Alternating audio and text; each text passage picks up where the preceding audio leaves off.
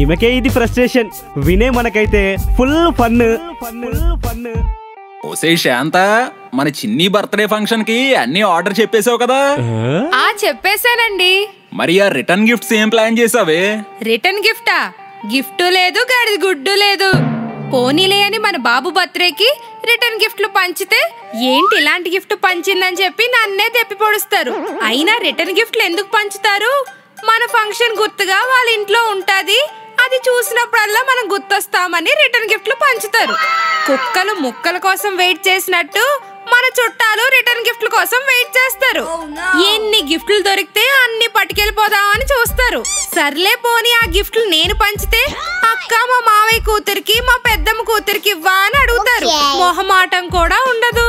మొన్నటికి మొన్న ఆ పద్మ ఇంటికి వెళ్తే దాని ఇంట్లో సామాన్లన్నీ రిటర్న్ గిఫ్ట్లే ఉన్నాయి. సర్లే పోనీ అని కలర్ఫుల్ గిఫ్ట్లు పంచితే నాకు పింక్ కలర్ ఇచ్చింది, నీకు బ్లూ కలర్ ఇచ్చింది అని చెప్పి కలర్ల కోసం కూడా కొట్టుకుంటున్నారు. పోనీ స్టీల్ బాక్స్ పంచితే ప్లాస్టిక్ బాక్స్ లో మోడళ్లు బాగున్నాయి అక్క అంటారు. సరే పోనీ అవి పంచితే గ్లాస్ ఐటమ్స్ పంచక్క నెక్స్ట్ టైం అని అంటారు. వీళ్ళని ఇలాగే వదిలేస్తే రేపో మాపో ఇత్తడి గ్లాసో చెంబో ఇవ్వమని అడుగుతారు. వీళ్ళ ఆశలకి హద్దే లేదు. కొంతమంది ఆడవాళ్ళకి బంగారమే కాదు, ఫ్రీగా రిటర్న్ గిఫ్ట్లు అన్నా కూడా అదే పిచ్చి.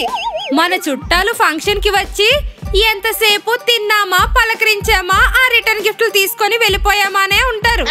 ఒక్కరు కూడా ఒక 1000 రూపాయలు చదివించే వాళ్ళే లేరు. సరేలేవే, పోనీ ఒక్కసారికి పంచుదాంలే. నన్ను కాదని మీరు రిటర్న్ గిఫ్ట్లు పంచితే నేను తట్టా బుట్టా సర్దుకొని మా పుట్టింటికి వెళ్ళిపోతా. ఈమెకే ఇది ఫ్రస్ట్రేషన్, వినే మనకైతే ఫుల్ ఫన్.